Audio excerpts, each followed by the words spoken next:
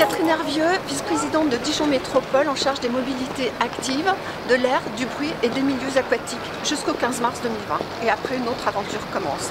Alors, un territoire climat, c'est aussi un territoire qui est libéré du bruit, qui est libéré des transports thermiques et qui permet une qualité de l'air retrouvée pour le bien-être de toutes et tous.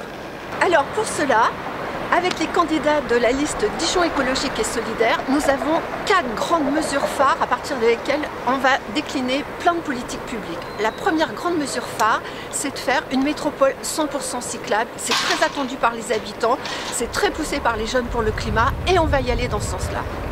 La deuxième mesure phare, ça va être l'amélioration du réseau de transport en commun et qui va faciliter l'intermodalité, notamment pour toutes les communes de la deuxième couronne et les liaisons avec tous les trajets domicile-travail qui viennent des personnes en dehors de la métropole. C'est un vrai sujet sur lequel nous allons travailler avec en plus des zones tests pour la gratuité vis-à-vis des plus précaires et vis-à-vis des étudiants notamment.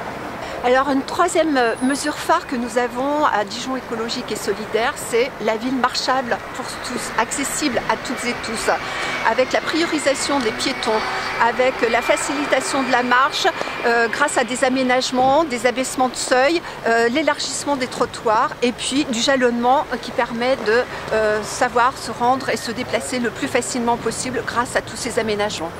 Une autre mesure phare que nous portons Dijon écologique et solidaire, c'est la piétonisation des 87 écoles de Dijon et des 14 crèches qui sont sur son territoire.